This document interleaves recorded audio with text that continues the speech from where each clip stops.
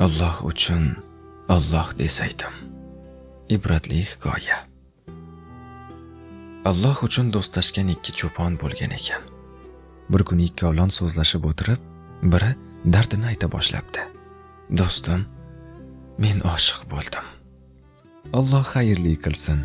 Nega maxsusan unda? Kimga oshiq bo'lding? Podshohning qiziga, unga yetishish mening buyuk orzuyim. Shunaqami? Nima qilsak ekan? Ha, topdim. Bir paytlar men safarda Orif zot bilan birga bo'lgan edim. O'sha zotdan so'raymiz. Ikki do'st Orif zotning oldiga borib, vaziyatni boricha tushuntirib berishibdi. Orif zot ham, buning yo'li oson. Falon yerdagi g'orga borasan. 40 kun tinmay Alloh, Alloh, Alloh deysan. Shunda Alloh taolo senga albatta bir chiroyli yechimni beradi. Shunday javob beribdi. Yigit rozi bo'lib, Orif zot aytgan ishni boshlabdi. 10 kun, 15 kun. Kunlar ortidan kunlar o'tmoqda.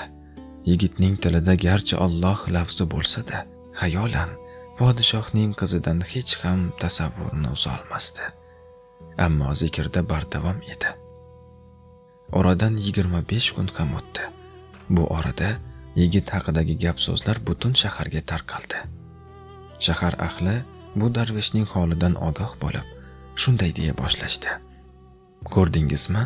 Bir darvesh g'orda tunu kun Allohni zikr etyapti. Qanday go'zal, ha? Ha, chindan juda go'zal. Yigit esa odamlarning bu gaplariga e'tibor bermas, holdan toyib qolgan bo'lsa ham, podshohning qizi visolida tinmay zikr etar va 40-kunni astoydil kutardi. Albatta bu gap so'zlar sekin-sekin podshohning saroyiga ham yetib bordi. Vazirlar esa, podshohim, bilasiz, valiylar kelgan joylarga Allohning barakasi nozil bo'ladi. Odamlarda muhabbat paydo bo'la boshlaydi. Qanday qilib u zotni shahrimizga olib kelsak ekan? Podshoh esa, saroyim oldiga bir saroy qursak, qabul etarmikan? Yo'q, Orif zotlar mol dunyoga qarashmaydi. Vazirlikni bersamchi?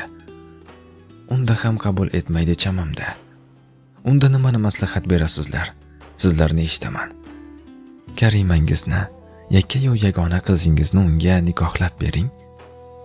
Podshoh vali zot qabul qilsalar, bu menga ham sharaf deb javob berdi. Kunlar orqasidan kunlar o'tib, 40-kun ham yetib keldi.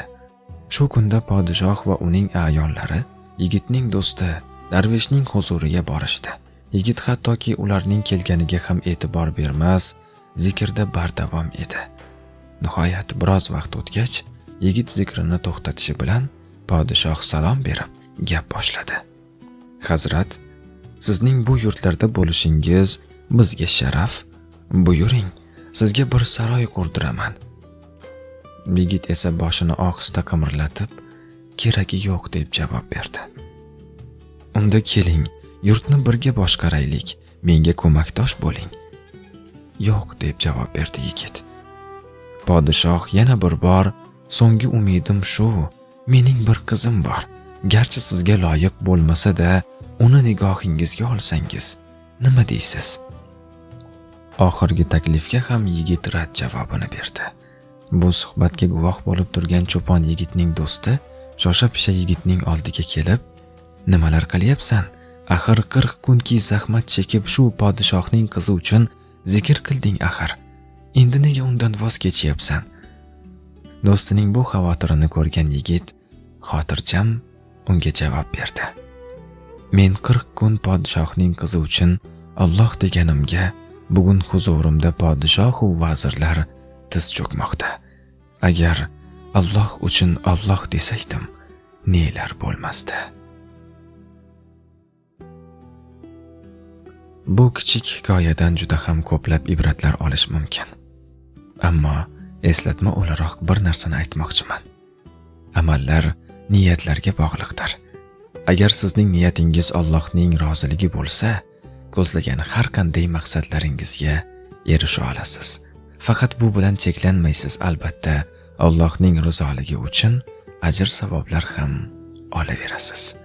Alloh taolo har birimizning niyatimizni o'zining roziligi yo'lida bo'lishligini nasib qilsin. Salomat bo'ling.